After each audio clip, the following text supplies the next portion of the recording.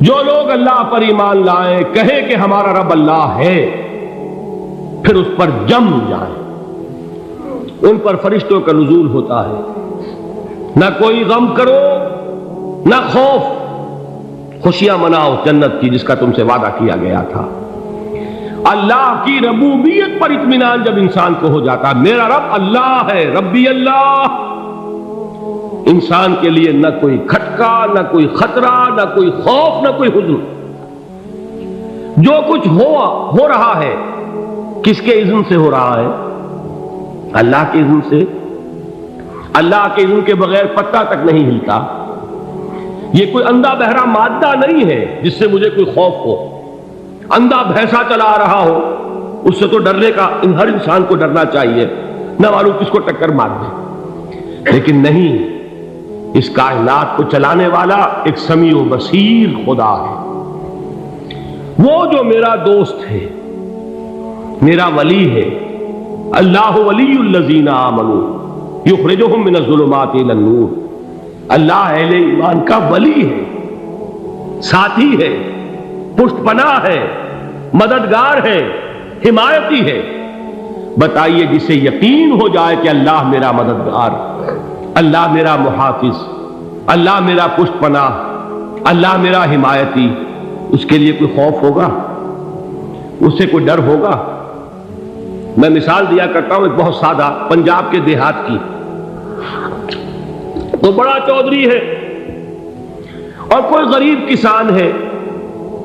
اس غریب کسان کے جانوروں کو ہر وقت اندیشہ ہوگا چوری کا، کوئی میری بھینس کھول کر نہ لے جائے، کوئی میرا بیل کھول کر نہ لے جائے۔ لیکن جس کے بارے میں یہ سب کو معلوم ہو کہ وہ جو بڑا چودھری ہے وہ اس کا دوست ہے، اس کی بچیا کو کوئی خوف ہوگا؟ اس کی بھینس پر کوئی ہاتھ ڈالے گا؟ اسے کوئی اندیشہ ہوگا؟ نہیں۔ کیوں؟ کہ وہ بڑا چودھری، بڑا اس کا یہاں کا سردار، جاگیردار، سب کو معلوم ہے وہ میرا دوست ہے، کوئی میرے خلاف اقدام نہیں کر سکتا۔ اس دنیا میں یہ چھوٹی سی بات اگر آپ کے دلی اطمینان اور سکون کا باعث بن سکتی ہے تو ذرا تصور کیجئے۔ میں لفظ تصور استعمال کروں گا صرف اس لیے کہ اس کا ہم جس کو کہتے ہیں ادراک اور شعور کر نہیں سکتے، اگر کے ساتھ کر سکتے۔ اگر یقین ہو کہ اللہ میرا مددگار اور یقین ہو کہ اللہ ہر آن میرے ساتھ ہے، پھر کوئی خوف؟ کس کا خوف؟ کوئی شے اللہ سے بالا تر ہے؟ کوئی قوت اس سے زیادہ طاقتور ہے؟ کوئی اس کے ارادے کو بدلنے والا ہے؟ کوئی اس کی مشیت کے آڑے آنے والا ہے؟ یہی بات ہے جو حضور نے فرمائی۔ یہ ایمان کا حاصل ہے لب لباب، کہ دیکھو اچھی طرح اس بات کو ذہن نشین کر لو، اگر تمام انسان مل کر تمہیں کوئی نقصان پہنچانا چاہے نہیں پہنچا سکتے، مگر جو کچھ اللہ نے لکھ دیا ہو، اور تمام انسان مل کر تمہیں کوئی نفع پہنچانا چاہے نہیں پہنچا سکتے، مگر وہ شے جو اللہ نے طے کر دی۔ آپ پھر میں کہوں گا ذرا طاری کیجئے، اسے فرض کیجئے، اسے سوچئے۔ اگر اس حدیث پر ہمارا دل ٹھکا ہوا ہو تو کسی سے ڈر ہوگا؟ یہ مجھے نقصان نہ پہنچا دے، یہ میری رپورٹ خراب نہ کر دے، یہ میری انکریمنٹ نہ رکوا دے، یہ میرا یہ نہ بگاڑ دے، یہ میرے یہ نقصان نہ پہنچا دے۔ اس کا ڈر، اس کا ڈر، اس کا خوف، اس کی خوشامد، اس کے لیے جا کر طرح طرح سے اپنی عزت نفس کو ذلیل کروانا اس کے سامنے، یہ سب کچھ کیوں کرتا ہے انسان؟ جب سمجھتا ہے کہ اس کے ہاتھ میں میرا کوئی نفع ہے، اس کے ہاتھ میں میرے لیے کوئی ضرر ہے، یہ مجھے کوئی غضب پہنچا سکتا ہے، یہ مجھے کوئی نقصان پہنچا سکتا ہے، یہ میرا کوئی کام بنا سکتا ہے، یہ میری کوئی ضرورت پوری کر سکتا ہے، اسی کا نام شرک ہے۔ جہاں آپ نے یہ سمجھا کہ غیر اللہ کے اندر کوئی طاقت موجود ہے، وہی شرک ہے۔ بتوں سے تجھ کو امیدیں، خدا سے نو امیدی، مجھے بتا تو صحیح اور کافری کیا ہے؟ شرک تو یہ ہے جس پر بھی تمہیں یہ خیال ہے، کلمہ ہے یہ کلمہ سوم، لا حول ولا قوت الا باللہ، ذرا اس پر دل کو کبھی اگر آپ تصور کریں، پھر فرض کریں، دل ٹھک جائے اس پر، کوئی طاقت نہیں۔ یہی بات تھی جو شیخ عبد القادر جیلانی رحمۃ اللہ علیہ نے اپنی وصیت میں اپنے بچے سے کہی. 11ویں دینے والے ہیں، لیکن حضرت شیخ عبد القادر جیلانی کی وصیت اور تعلیمات کو کتنے لوگ ہیں جانتے ہو؟ یہ جن مقامات تک پہنچے ہیں وہ کس چیز کی بدولت پہنچے؟ انہوں نے جو پیغام دیا وہ کیا تھا؟ اے میرے بچے، جس طریقے سے قرآن مجید میں حضرت لقمان کی نصیحتیں جو ہے نقل کر دی گئی ہیں، میں یہ عرض کروں گا بالفرض اگر قرآن حضرت عبد القادر جیلانی کے بعد نازل ہوا ہوتا تو شیخ عبد القادر کی یہ نصیحتیں بھی قرآن میں درج ہوتی. اتنی اونچی نصیحتیں ہیں. اے میرے بچے، اس حقیقت کو ذہن نشین کر لے، لا فاعل فی الحقیقت ولا مؤثر الا اللہ. اس کائنات میں نہ کوئی فاعل حقیقی ہے نہ مؤثر حقیقی ہے سوائے اللہ. کسی شے میں کوئی تاثیر نہیں اگر اللہ نہ چاہے. آگ جلا نہیں سکتی اگر اللہ نہ چاہے. پانی ڈبو نہیں سکتا اگر اللہ نہ چاہے. زہر ہلاک نہیں کر سکتا اگر اللہ نہ چاہے. کوئی چیز فائدہ نہیں پہنچا سکتی اگر اللہ نہ چاہے. تو در در پہ کیوں سر جھکاتے ہو؟ در در پر کیوں جبیں سائی کرتے ہو؟ سب کے سامنے کیوں ہاتھ پھیلاتے ہو؟ ایک اللہ سے مانگو، ایک اللہ کے سامنے زمین پر اپنی جبین رکھو. لا فاعل فی الحقیقت ولا مؤثر الا اللہ. نظر آتا ہے ہمیں کہ پانی پیاس بجھا دیتا ہے. پیاس بجھانے کی صلاحیت پانی میں نہیں ہے، اللہ کے اذن سے. کھانا بھوک مٹا دیتا ہے. بھوک مٹانے کی صلاحیت کھانے میں نہیں ہے، اذن رب میں.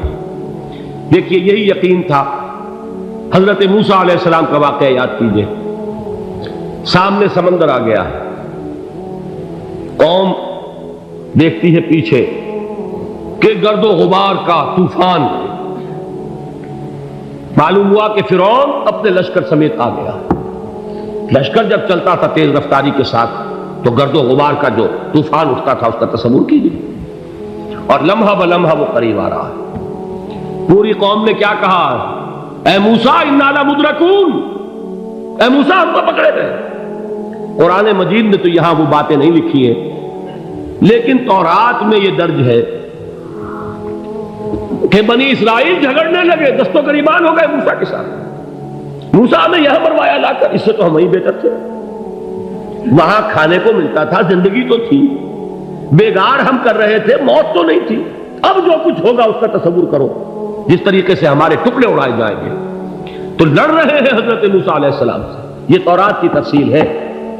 قرآن میں صرف اتنا آیا ہے، پریشان ہو کر انہوں نے کہا انا لمدرکون، موسیٰ ہم کو پکڑے گئے. اس وقت موسیٰ کا جواب کیا ہے؟ کلا ان معی ربی سیہدین. نہیں، میرے ساتھ میرا رب ہے، وہ راستہ دے گا. بتائیے کہاں راستہ نظر آ رہا ہے؟ یہ ہے ایمان بالغیب. راستہ نظر نہ آئے تب اللہ پر یقین ایمان ہے. جیب میں پیسے ہوں اور تب دل کو اطمینان ہے تو ایمان کس پر ہوا؟ پیسے پر، اللہ پر نہیں. جب وسائل و ذرائع نہ ہو اور پھر یقین ہو کہ اللہ مسبب الاسباب ہے، وہ اسباب کا پابند نہیں ہے، وہ اسباب کا محتاج نہیں ہے، اسباب اس کے محتاج ہے. اگر یہ یقین ہے تو اللہ پر ایمان ہے. یہ نہیں ہے تو تمہارا ایمان اسباب پر ہے، وسائل پر ہے، ذرائع پر ہے، مادیات پر ہے، اللہ پر نہیں. اس وقت کہاں راستہ تھا؟ کوئی راستہ تھا؟ سمندر ہے اور ادھر سے لشکر آ گیا ہے. کلا ان معی ربی سیہدین. اب دیکھیے ایمان کہہ دینا آسان ہے، ہوا معکم اینما کنتم، جہاں کہیں بھی تم ہوتے ہو اللہ تمہارے ساتھ ہوتا ہے. لیکن اس کا یقین قائم ہو جائے تو زمین و آسمان کا فرق واقع ہو جائے. یہی بات ہوئی حضور کے ساتھ. غار ہے، چھپے ہوئے ہیں محمد رسول اللہ اور آپ کے وہ یار غار ابو بکر صدیق رضی اللہ تعالی عنہ. اقبال نے حضرت ابو بکر کی شان میں چند اشعار کہے صرف، لیکن واقعہ یہ ہے کہ بھاری بھاری نظموں پر اور قصیدوں پر بھاری ہے. طویل ترین نظمیں اور قصیدے ہوں ان پر بھاری ہے. ہمتیں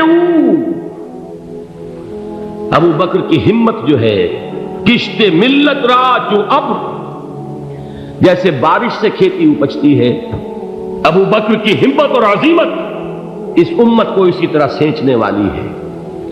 ثانیے اسلام و غار و بدر و قبر،